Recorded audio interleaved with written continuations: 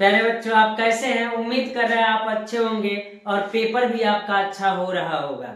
जैसा कि इसके पहले वाला जो पेपर था वो फिजिक्स का पेपर था और उम्मीद कर रहे हैं सब अच्छे से दिए होंगे और अच्छे से क्वेश्चन को किए होंगे। आज हम आपके लिए कक्षा 12 रसायन विज्ञान का महत्वपूर्ण प्रश्न पार्ट बाय पार्ट लेकर के आया हूँ, जो आपके बोर्ड पेपर के लिए बहुत महत्वपूर्ण होने वाला है। यानी इससे संबंधित ही आपके क्वेश्चन क्या करते हैं, पूछते हैं। इसलिए इस प्रकार के क्वेश्चनों को आप क्या कर लीजिएगा, बिल्कुल ही तैयार कर लीजिएगा।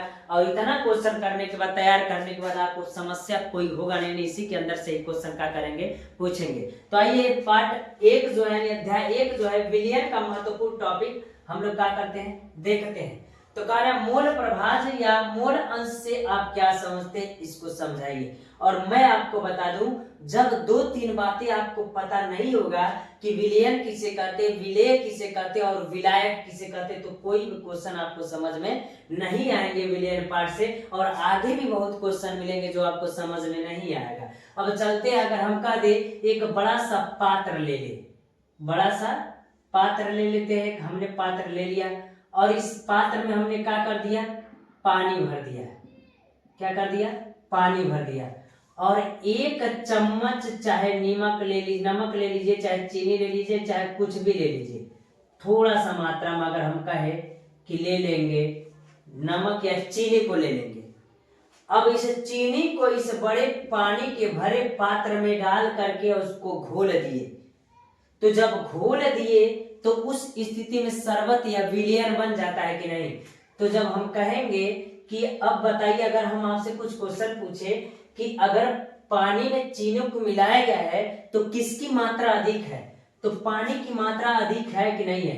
तो जिसकी मात्रा अधिक होती है उसको विलायक कहा जाता है। क्या कहा जाता है, विलायक कहा जाता है। और चीनी की मात्रा कम थी ना, तो वह चीनी क्या होगा, विलेय होगा। और आज नहीं, आज के बाद भी कभी ऐसा क्वेश्चन मिलेगा तो एक बात का ख्याल रखिएगा कि जब किसी चीज में कोई चीज घोला जाएगा तो उस स्थिति में जिसकी मात्रा अधिक होगी वह विलायक कहलाएगा और जिसकी मात्रा कम होगी वो क्या कहलाएगा, विलेय कहलाएगा। और जब इस चीनी को इस पानी में घोल दिया गया तो विलेय और विलायक मिल गया ना, तो एक शरबत बन गया। तो इसको जब घुल जाता तो उसके बाद जो पदार्थ मिलता है उसको क्या कहते हैं, तो विलयन कहते हैं। क्या कहते हैं, विलयन कहते हैं। यानी यह बात जिसको पता रहेगा कि सर विलायक क्या है, विलेय क्या है और विलयन क्या है, तो उनको क्वेश्चन करने में कोई दिक्कत नहीं होगी। अगला क्वेश्चन करें, कभी कभी ये पूछ देता कि मोल प्रभाज या मोल अंश से आप क्या समझते हैं, तो कह सकते हैं किसी पदार्थ में जब किसी विलायक में, विलयन में जब किसी विलेय पदार्थ को घोला जाता है तो विलेय का भार तथा विलयन के भारों की जो अनुपात होता है वो क्या होता है,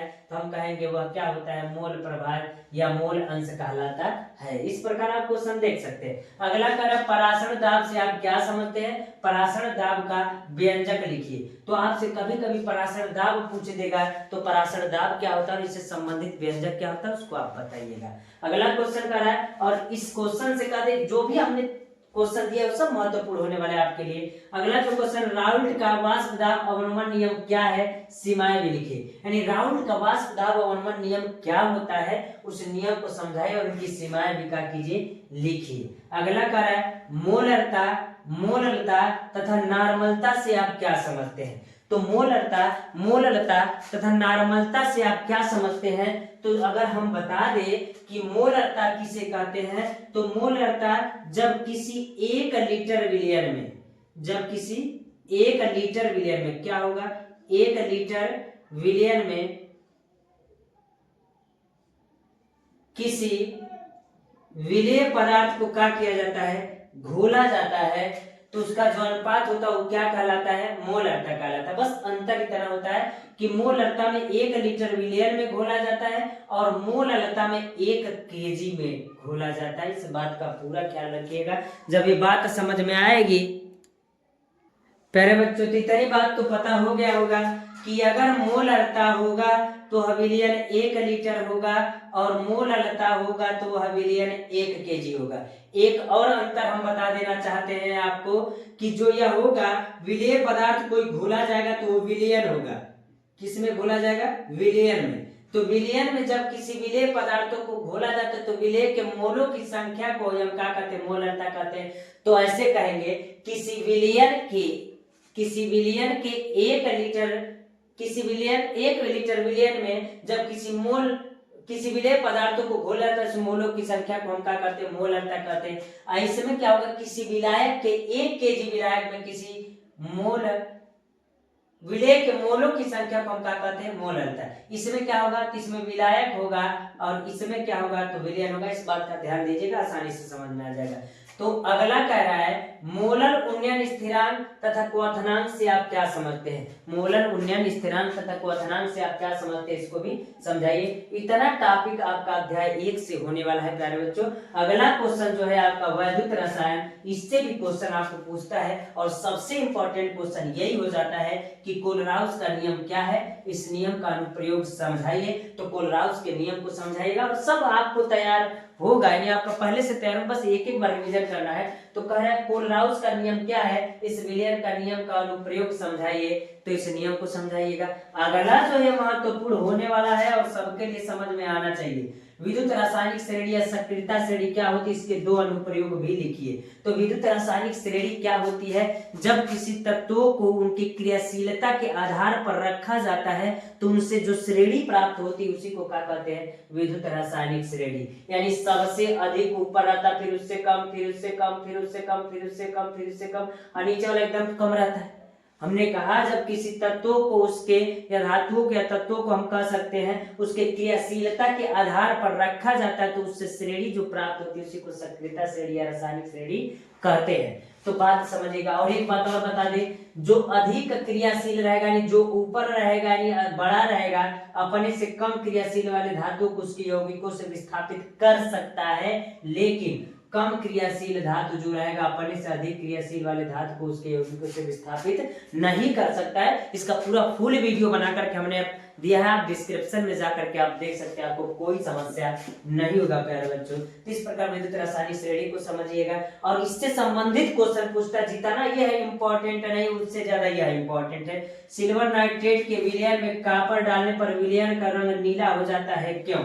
सिल्वर नाइट्रेट के विलयन में कॉपर डालने पर विलयन का रंग नीला हो जाता है, क्यों। तो हम कह सकते हैं कि सक्रियता श्रेणी में ऊपर होता है और एक का होता है नीचे होता है, इसीलिए वो विलयन का रंग कैसा हो जाता है, नीला हो जाता है। तो सब सक्रियता श्रेणी के आधार पर क्या है। तो कह रहा है अगला, इलेक्ट्रोड विभव तथा मानक इलेक्ट्रोड विभव को उदाहरण सहित समझाइए।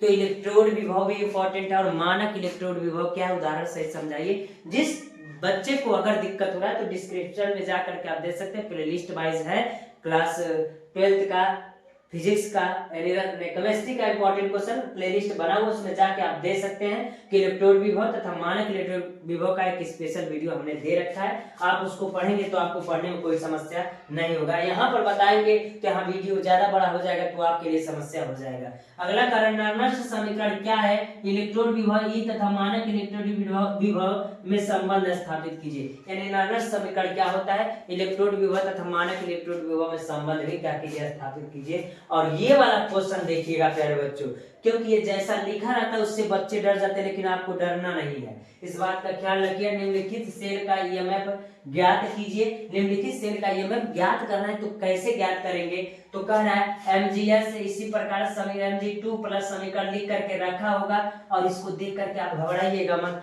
इस क्वेश्चन को इसमें मान दे दिया है तो किसका अक्षीकरण हो रहा है, किसका अपचयन हो रहा है, एनोड कैथोड यानी सब मान निकाल करके जब निकालेंगे तो इसका आंसर क्या हो जाएगा, आ जाएगा। और ऐसे क्वेश्चनों को देख करके बच्चे डर जाते हैं, लगाते नहीं, लेकिन ये बहुत आसान है। आप इसको क्या कर लीजिएगा, पढ़ लीजिएगा।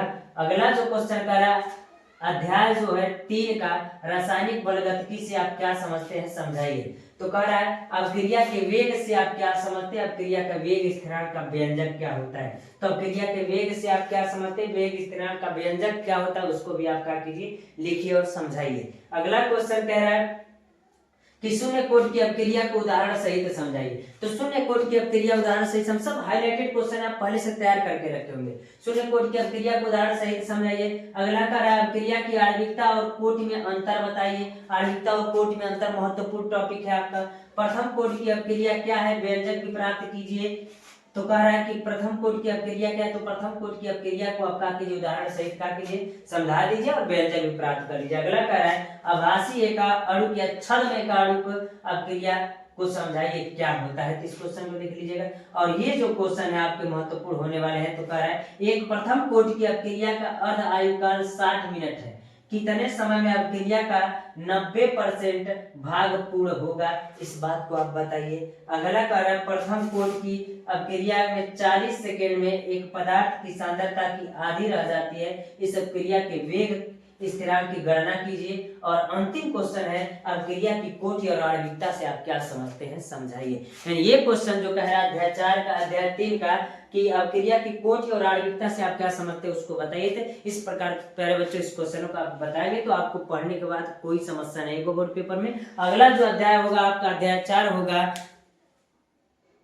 तो जो अध्याय 4 है उसका महत्वपूर्ण हम आपको प्रश्न बताएंगे जो आपके बोर्ड पेपर के लिए बहुत महत्वपूर्ण होगा। हमने इससे पहले भी आपको अध्याय 3 तक दे दिया था। अध्याय 4 का महत्वपूर्ण प्रश्न पहला जो है वो कह रहा है संक्रमण तत्व क्या है, इनके 4 लक्षण लिखिए। संक्रमण तत्व किसे कहते हैं, तो आपको पता ही है कि डी ब्लॉक के सभी तत्वों को संक्रमण तत्व कह सकते हैं। यानी हम कह सकते हैं जिस तत्व का इलेक्ट्रॉनिक विन्यास अगर कक्षक में करते हैं तो उसका अंतिम इलेक्ट्रॉन डी कक्षक में या डी उपकोष में प्रवेश पाता है तो उसे हम क्या कहते हैं, संक्रमण तत्व या डी ब्लॉक का तत्व कहते हैं। इसको देख लीजिएगा।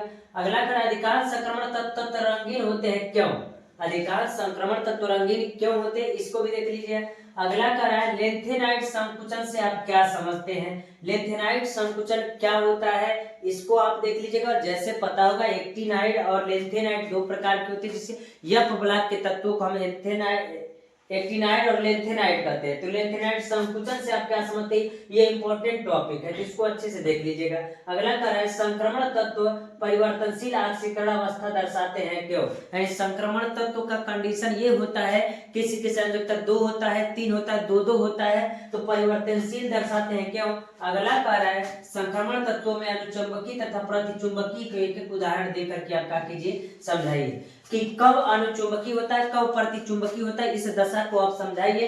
तो हम बता दें आपको, जब इसका इलेक्ट्रॉनिक विन्यास कक्षक में करेंगे तो जो उसके बॉक्स होंगे अगर वह युग्मित होंगे या अयुग्मित होंगे, पूरा बॉक्स भर जाएगा, आधा भरेगा कि आधा नहीं भरेगा, इस कंडीशन को हम अनुचुंबकीय या प्रतिचुंबकीय कहते हैं, इसको बता दीजिएगा।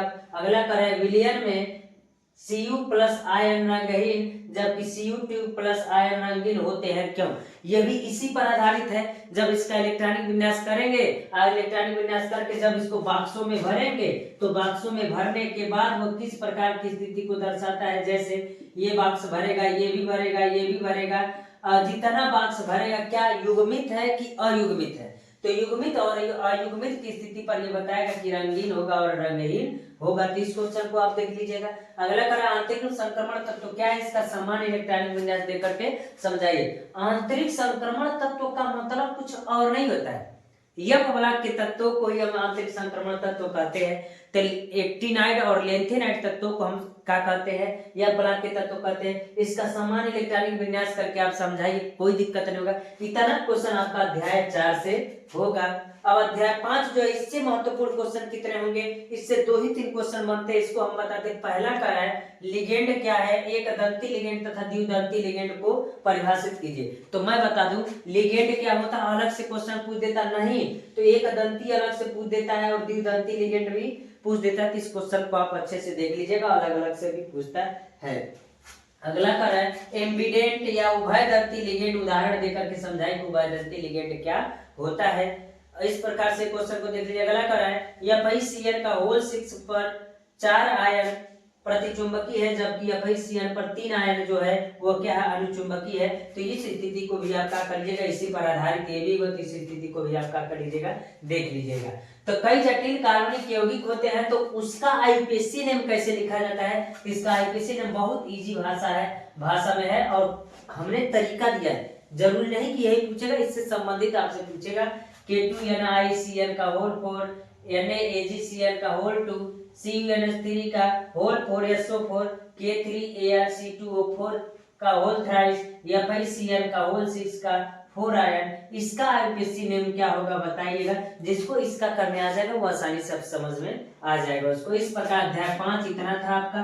अध्याय 6 जो है वो कह रहा प्रयोगशाला में क्लोरोफॉर्म बनाने की विधि का सचित्र वर्णन कीजिए, यानी क्लोरोफॉर्म बनाने का सचित्र वर्णन आप कीजिए। तो इस क्वेश्चन को आपका कीजिएगा, देख लीजिएगा। अगला कह रहा है SN1 अपक्रिया तथा SN2 अपक्रिया को समझाइए क्या होता है। SN1 और SN2 अपक्रिया भी पूछता है, इस क्वेश्चन को आपका कर लीजिएगा, देख लीजिएगा। अगला कह रहा है निम्न पर टिप्पणी लिखिए। तो क्या कह रहा है, रायमंड टीमन अपक्रिया क्या होता है, कार्बिल एमिन अपक्रिया क्या होता है, वुटज फिटिंग अपक्रिया क्या होता है, फ्रीडल क्राफ्ट अपक्रिया क्या होता है, सेंडमेयर अपक्रिया क्या होता है, ग्रिग्नार्ड अभिकर्मक क्या होता है, गाटरमैन अपक्रिया क्या होता है। इन सब चीजों को आपका कीजिए, बताइए। और अगर आपका इस पार्ट से अगर कोई इंपॉर्टेंट समीकरण होगा तो यही होगा, इससे बाहर से नहीं होगा प्यारे बच्चों। अगला कह रहा है कैसे प्राप्त करेंगे, केवल समीकरण दीजिए। तो कह रहा है दोस्तों कि क्लोरोबेंजीन से डीडीटी कैसे हम बनाएंगे, इसको देख लीजिएगा। एथिल ब्रोमाइड से एथिलीन कैसे बनेगा, इसको देख लीजिएगा। यानी संबंधित केवल समीकरण देना है। इस प्रकार आपका पार्ट 1 वाला वीडियो क्या हो गया, क्लियर हो गया। यानी पार्ट 1 में हमने आपको कितने पार्ट तक दिया, अध्याय 6 तक का दिया। 4 लेसन और बचे हुए हैं, जिसको जल्दी हम महत्वपूर्ण क्वेश्चन हम आपको क्या करेंगे, देंगे। इतना आप तैयार कर लीजिएगा। इतना तैयार करने के बाद बोर्ड पेपर में आपको कोई समस्या नहीं होगा। आज के लिए इतना रहने देते हैं प्यारे बच्चों, धन्यवाद।